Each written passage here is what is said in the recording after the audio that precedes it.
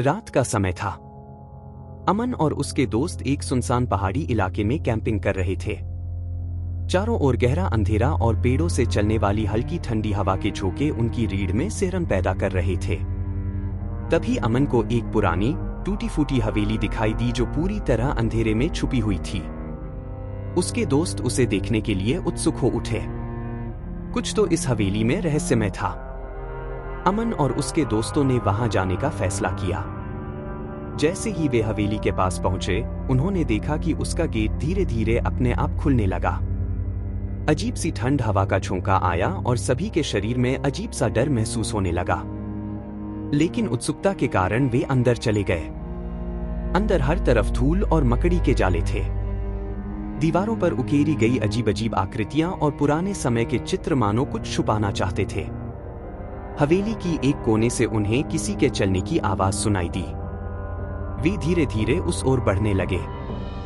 वहां एक छोटी सी सीढ़ी दिखी जो नीचे अंधेरे तहखाने की ओर जा रही थी। एक भयानक गंध भी महसूस हो रही थी। जैसे ही वे नीचे पहुंचे, अमन ने देखा कि वहां पुराने सामान के बीच में एक बड़ी ताबूत पड़ी थी। डर के बावजूद उसने अपने दोस्तों को इशारा किया और ताबूत का ढक्कन खोला।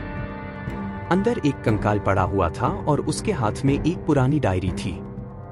अमन ने धीरे से वह डायरी उठाई और उसे खोलकर पढ़ना शुरू किया। डायरी में लिखा था कि यह हवेली एक तांत्रिक की थी जो काले जादू में माहिर था। उसने अपनी आत्मा को अमर बनाने के लिए इस हवेली में एक बलिदान किया था और तब से उसकी आत्मा इस हवेली में फंसी हुई थी। जो कोई भी यहाँ आता है वह कभी वापस नहीं जा पाता। अचानक हवेली के दरवाजे अपने आप बंद हो गए और अंधेरे में से एक छाया उन पर झपट पड़ी। उन्होंने भागने की कोशिश की, लेकिन हवेली के बाहर जाने के सारे रास्ते बंद हो चुके थे। चीख पुकार के बीच अमन के दोस्तों ने एक एक कर अपने होश खो दिए।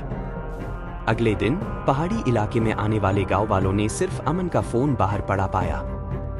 अमन और उसके दोस्तों का कोई निशान नहीं मिला। लोगों का कहना है कि काली हवेली में जाने वाला कोई भी व्यक्ति वहां से कभी वापस नहीं आता।